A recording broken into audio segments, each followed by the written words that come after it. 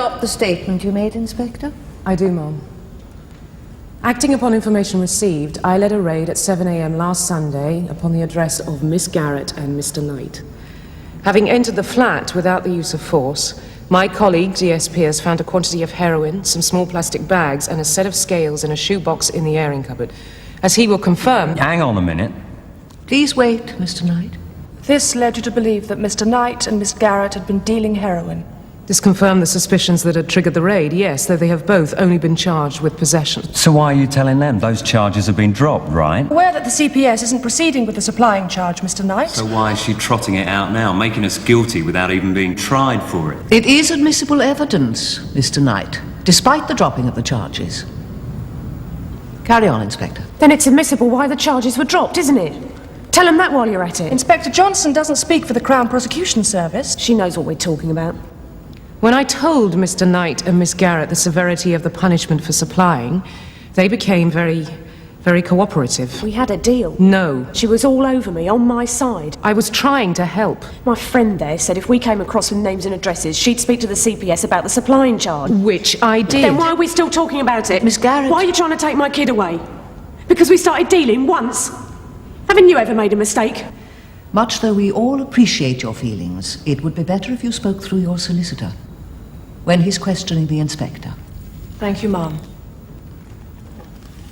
Perhaps I could please all parties by asking if Miss Garrett and Mr. Knight have indeed been cooperative. They have been, yes. And will this cooperation not now continue? I rather doubt it. I mean, I'll try anything. I'll be out soon. Yeah. It's not about that, is it? But we've been caught and we've stopped, for heaven's sake. It's about where Tasha should be living. I mean, why don't you ask her? We will, Miss Garrett. Can't you see she's better off with me? I love her. We know that, Miss Garrett. But we have to consider Tasha's safety. Oh, rubbish, you heard her. Your lifestyles place her at risk. No, they don't. Mum's never let me down. Nobody can look after me better than my mum. Well, she's obviously used to shifting for herself. And she's come on rather rapidly for a girl her age. Too rapidly? No. She's not psychologically upset in any way. Yes? She does seem to be rather well informed about sexual matters. What? That'd be worth looking into, I think. What are you talking about? I thought you were supposed to be on our side, you prat. Mr. Knight. I'm on Tasha's side, Mr. Knight. Oi, who the hell is that? I'm Miss Frank, a solicitor on the childcare panel.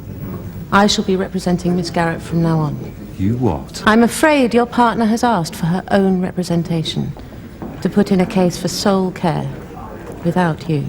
You stupid bitch! Over my dead body! That'd suit me fine. She's done it. Application for interim care order is refused, and this case is adjourned until the 14th of next month. Thank you. Does that mean I can go with my mum? Yes. What about me? Don't I have a say anymore? You, Mr. Knight, are rather more likely to find yourself on the receiving end of further charges. She set me up. We've done a deal or something. You'll have your say, Mr. Knight.